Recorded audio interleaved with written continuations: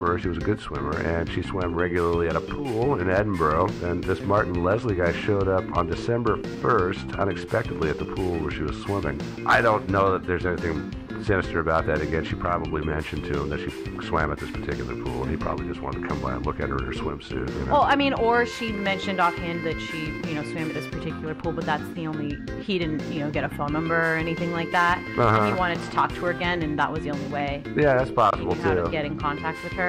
Yeah, so again... Steve's looking like maybe that's suspicious. Well, no, I mean, dual purpose here, right? I mean, let's not deny, this guy probably wanted to see her in a swimsuit. Yeah, I think so. I'm trying to figure out how you overcome. Oh, and by the way, I totally lied to you about who I am now that I'm here at the pool. I don't know if that lie had to ever have been overcome. Oh, you're thinking that he might have tried to stay in character? Mm-hmm. Oh, okay. Yeah. That he continued the ruse, or even maybe it's just going to the place somebody works out at to meet them again and staying in character seems like quite a length. Oh, I agree. Well, you don't really have to stay in character. You're just Martin Leslie rugby player, Yeah. I mean, if she's never met Martin Leslie. It seems like it seems like a stretch to me. And it's 2005. We're focusing on something that we don't need to be. It's also 2005, and it's not as though, I mean, the internet is a thing, right? But it's not as though, everybody's immediate impulse is to go out and Google this person and learn everything about them. So it's quite possible that she hadn't done any research, that he was still easily passing. Yeah, she actually, in her apartment, she did not have an internet connection. That was not so. It was not atypical, especially, I mean, in England, or in Europe. In the UK. In 2005. Yeah. So she would go to internet cafes, and so, it's one of those dealios where she had limited time on the computer. She had better things to do than look up Martin Leslie. Yeah, probably. And let's talk now about Annie's last day. That would have been December 3rd. December 3rd, yeah. Her last... So he went to the, not to really at home, but he went to the the pool 2 days before. 2 days before she disappeared. Yeah. Okay. Exactly. Okay. Her last sighting in Edinburgh was at 1:15 when she left her apartment, although the timing of that has been called into question because she couldn't have gotten to the Glasgow Central Station where she actually showed up at 2:15 if she had left that late, apparently. What I hear. That's fair, yeah. Yeah, there's all kinds of timeline problems with this, but then again, there's also problems where the time was recorded by her bank in the time zone the bank was in. Yeah, which is an hour earlier than. Yes. Yeah, exactly. So I say that so that as people listen to this, they understand that. Okay. Yeah. And the things we can probably count on are like CCTV and stuff like that. And the Glasgow Central Station where the ATM recorded the time she tried to make a withdrawal. Mm-hmm. Tried to. Yeah, she tried to. Twice. Yeah, she had insufficient funds, and so. Huh. Is that something that strikes people as odd, or is that not surprising to people generally? Not necessarily it's not surprising. Like a note, really. Yeah, well, she was unemployed. I mean, let's not forget. So funds were probably a little short, but she was in the habit. She carried this thing called a Filofax, which is basically like a day planner. Yeah. Yeah. I have one of those. Yeah, I don't have one of those. You don't have one of those? No. Okay. Yeah, so she kept money in there. She was found when they found out she had money on her. I assume in her pocket, her pants pockets or something. But she was just trying to take out more than she wanted. She wanted some more money for some reason. Yeah. Okay. It's believed that she hopped onto the 2:30 train to Prestwick from Glasgow. And her next sighting is at 3:15 on closed-circuit TV camera. There's an overhead walkway that connects the Prestwick railway station with the Prestwick airport because there's a 4-lane carriageway in between the two. And that's a typical travel time for like that, right? About an hour. Now I was going to ask you is that the timetable never made sense to me. Yeah. Because when I looked it up from where she lived, and maybe maybe it's just that traffic was being taken into consideration when I did this search, but it was by car. It was over an hour and a half trip. And from where to where? From where she lived to where she would to the airport. To Prestwick Airport, an hour and a half trip. Okay. Yeah. So there was always a bit of hinkiness with this timetable because she is. Well, if she's getting on the train. The train takes even longer, though. Right, but in Glasgow, from Glasgow to Prestwick, how long does it take? From Glasgow to Prestwick by car, according to the what I ran, it was an hour and 40 minutes. Glasgow to Prestwick by car? Yeah. And it was almost 3 hours by bus and 2.5 hours by train. And she was reported to have known she didn't have a way to get there by car. So I bring this up because I don't have an answer to it, but this always struck me as odd. Is that she leaves from Glasgow and then she goes all the way over to Prestwick, which is on the coast, on the west coast, and it seems like it was a long way. According to the Glasgow Prestwick Airport website, from Glasgow Central Station to the airport, the train time is 50 minutes. But if you were looking from where she was living, it would have taken much longer. That's where I'm looking from. Right. So it would have taken much longer because it also was the Glasgow Central Station. She was seen leaving at 1:15, and she didn't get to Glasgow until 2:30. 2:15. 2:15. Yeah. So then it probably accounted for that time as well, which would make sense for the hour 40 travel time, right? If she went by car. If she went by car directly from the place she was living. And I think part of Prestwick. the weirdness with this timetable is the person at her apartment who said they saw her at a certain time. We don't. At 1:15. Yeah, we don't know if that's actually solid. Yeah, that's Right. not solid. But I would say that the timetable from Glasgow to Prestwick makes sense via train. But I would agree that if I looked it up from where she was living in Edinburgh, it would take probably that long, at least. Okay. Yeah. Yeah, so anyway, many mysteries here. But, hey, so where are So we she at? gets to the airport. She's arriving at the airport, was caught at 3:15 on the overhead, and then she, from the walkway, you go down an escalator and into the main terminal. The terminal is kind of long, kind of east-west, and then she's captured at 3:16, 55 seconds later, coming out the other end of the terminal.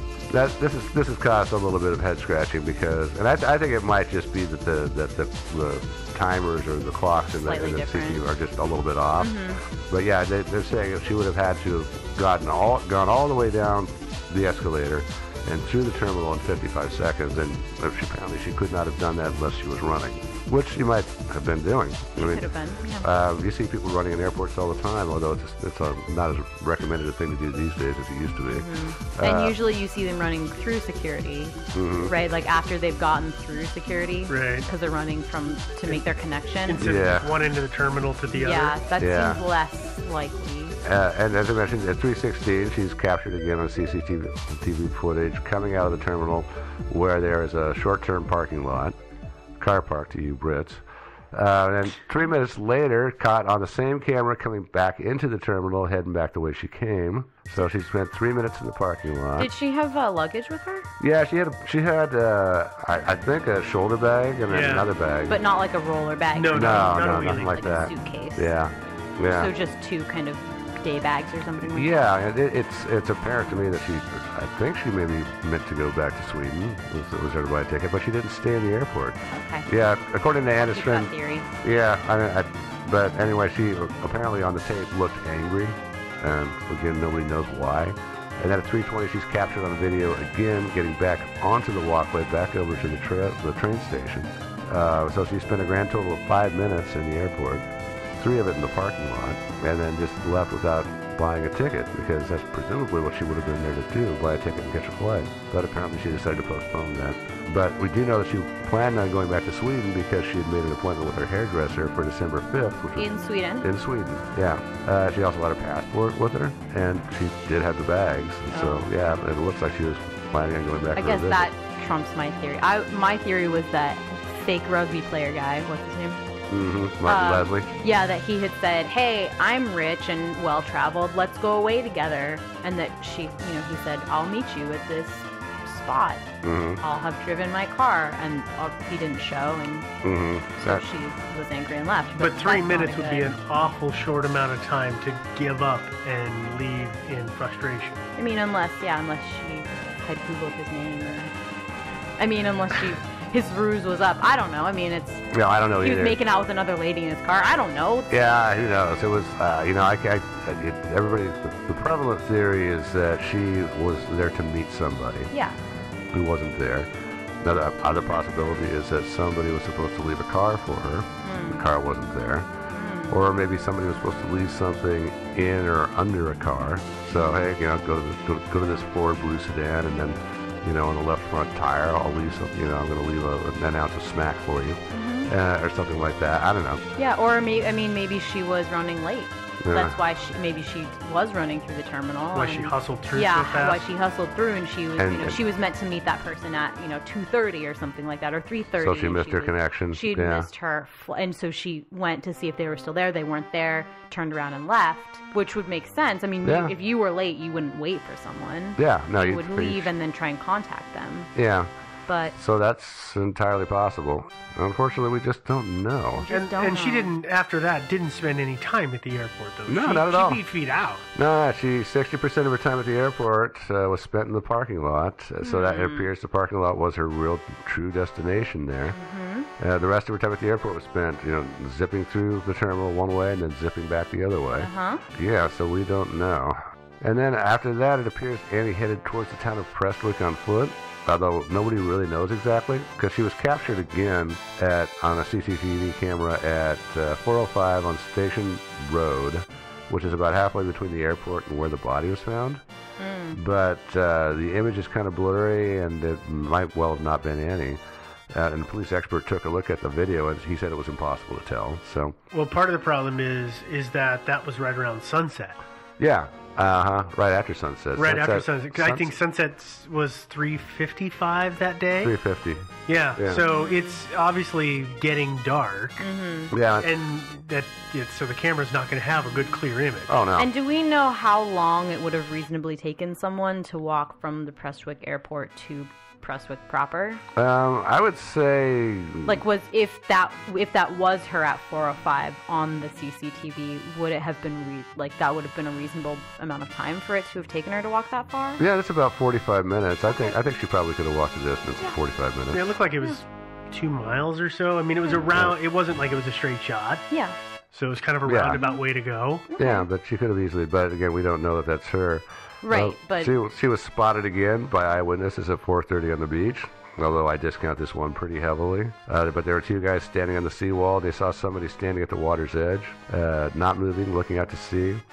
The tide was low, and the beach of Prestwick, you guys probably know this, is extremely flat, and it goes out for a long way. It goes out a long, long way.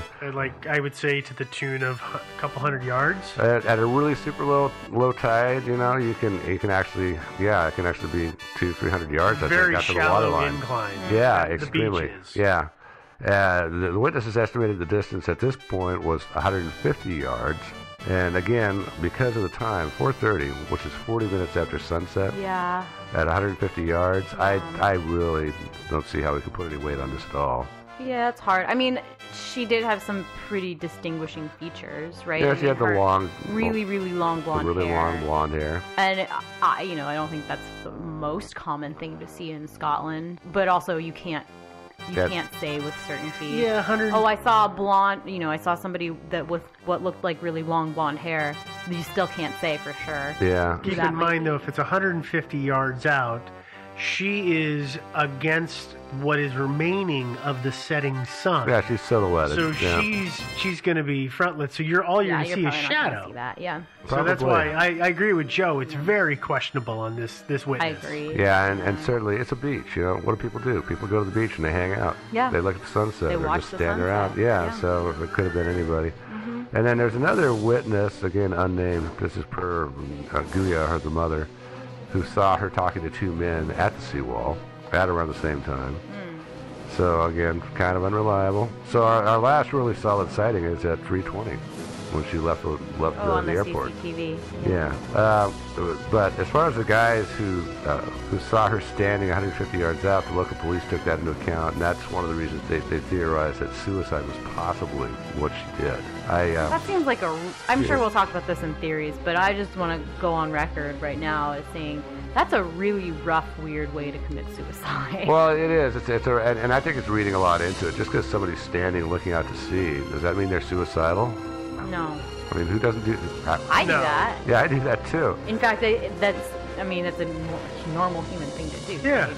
Oh, yeah. Right, you guys? Yeah, I mean, right? You're free. standing there looking at something that's kind of pretty, and then you're lost in thought. Yeah. It is what it is. Yeah. But I think I was listening to an interview with a Scottish guy named Tom Minogue. I don't know if you've heard of him. He's had a few things to say about this case. Okay.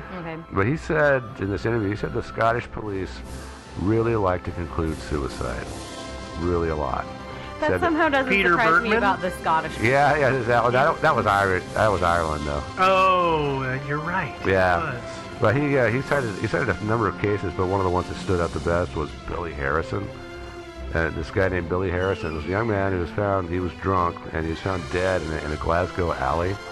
And he had 5 separate head wounds in the back of his head. And the police concluded it was a suicide.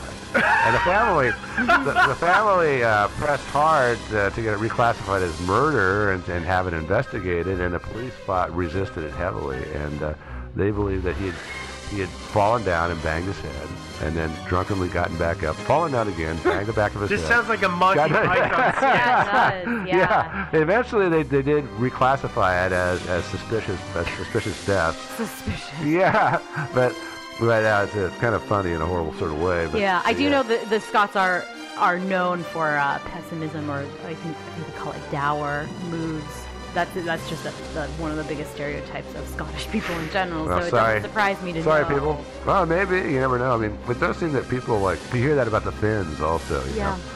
Here we'll be stereotypical again, but I think part of it might have to do with living way the hell up there so far north. I mean, you hear it about Oregon too, because it's so rainy and stuff. Yeah, we're all miserable. We are. Yeah. Soggy. Yeah. So we don't know anything about what she was up to between 3:20 in the afternoon and 8:30 in the morning.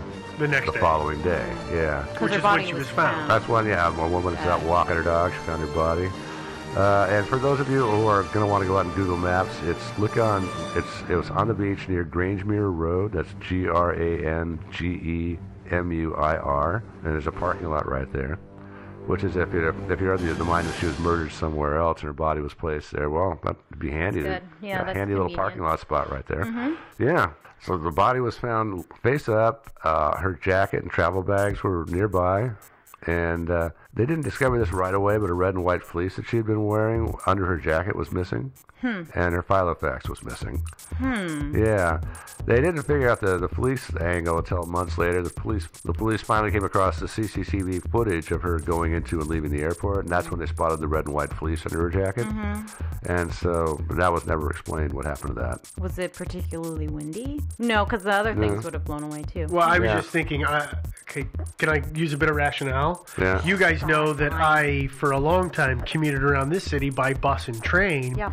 And when it's not cold, but it's rainy, I've got a bunch of layers on, and suddenly I get too hot. I'm going to strip off one of the under layers and put everything back on. Yeah. So then she stuffs it in her bag. It gets washed away. Like, I can see that very simply as took it off, but put everything else back on that had been there beforehand. But the fact that her Filofax was also missing is weird. Yeah, that's a little more serious. Well, I gotta be okay. We've talked about this before. Somebody's walking along, and they're not the most scrupulous individual. Yeah. And here's a body, and let me go through the pockets. But why don't you just take the whole bag if it's right there? Because that is very obvious. I don't think she kept the Filofax in the bag. I mean, maybe she did. She might have kept it in her pocket. Yeah, I mean, if it was in her pocket. But either way, somebody could have done a quick inspection, said, oh, there's cash in this. Whoop, 5-finger discount, walk on down the road. Oh, yeah. She also kept money in there. Take it, yeah. Yeah.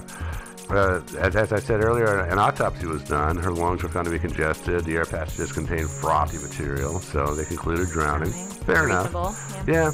There was also a depression, otherwise in her skin, otherwise not described in great detail. Some bruising on her right temple, abrasions on the left arm, and 2 contusions on the right arm. Police put these down to contact with objects in the water. So maybe, I don't know. Toxicology testing showed no drugs in any system, and a little bit of alcohol, about 0.02%. That's really not a lot for because I looked it up actually. For somebody who's like 120 pounds, which I think she probably was, that's 1 serving of an alcoholic drink, right? So a glass of wine, a bottle of beer, or a jigger of alcohol, an hour and like 40 minutes before. Yeah. Yeah, although so it's not a lot, although for Annie, who was a very light drinker, it could have been. It could have been, but I mean, it didn't get her falling down drunk. But sure. it also raises the question of like, when did that happen? Well, that's it. You don't know. She could have got the drink at 4:30 or at 9 p.m. or or 11 p.m. But I mean, but that if she dictates killed that when herself, she died. Yeah, but also if she killed herself, as stated, right? Because she was looking longingly into the ocean at 4:30. Like, when did she have time to get that drink? She didn't. Mm-hmm. An hour and 40 minutes ago, she was running through a terminal at the airport. I mean, yeah, exactly. So that's a bit of a question mark for me. Yeah, I was going to mention that in the series, actually. Oh, sorry. Damn you. I'm pulling at you. Yeah.